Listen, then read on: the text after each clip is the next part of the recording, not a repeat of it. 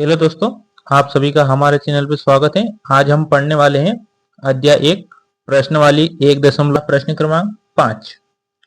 जांच कीजिए कि क्या किसी प्राकृत संख्या n के लिए संख्या 6 की घात n अंक शून्य पर समाप्त हो सकती है। 6 की घात n का अभाज्य गुणनखंड क्या कर सकते हैं अपन? 2 गुणा 3 की घात n। अब आपको क्या बोला गया है कि प्राकृत संख्या, अब प्राकृत संख्या जो होती है वो क्या होती है?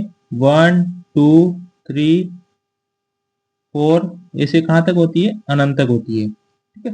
अब देखो यहाँ पे जो 6 की घात n दिया है आपको, तो जैसे अपन 6 की घात n यानी n का मान क्या रखेंगे? 1, क्योंकि आपको प्राकृत संख्या बोला गया है। तो 6 की घात का मान क्या रखेंगे? 1।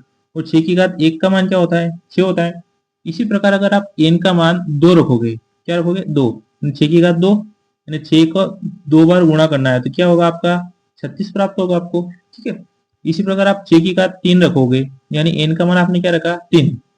इसका आंसर कितना आएगा? 216। यानी आपको क्या बोला गया है कि 6 की घात n अंक शून्य पर समाप्त हो सकती है। यानी आप जैसे प्राकृत संख्या का मान 1 2 3 4 रखोगे, जैसे इसका मान कभी शून्य नहीं आएगा। देखो, 1 रखा तो 6 आया, 2 रखा तो 36 आया, और 3 रखा तो 216 आया, यानी शून्य कभी नहीं आएगा। अब देखो, जबकि कोई प्राकृत संख्या जो शून्य पर समाप्त होती है, अब शून्य पर कौन समाप्त होगी? जैसे कि आपने रखा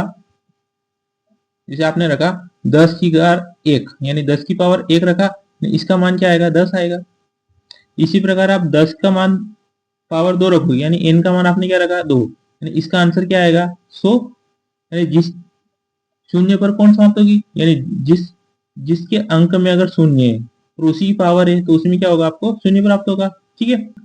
जब कोई प्राकृत संख्या जो शून्य पर समाप्त होती है, तो उसके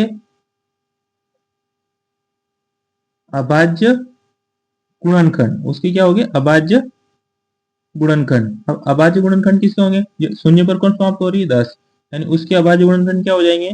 2 गुणा 5, यानी इसकी पावर n। ठीक है। यानी जिस संख्या में शून्य है उसी के अंक में शून्य आएगा, यानी 6 की पावर n शून्य पर समाप्त नहीं होती है। तो अतः हम क्या लिखेंगे? अतः 6 की घात n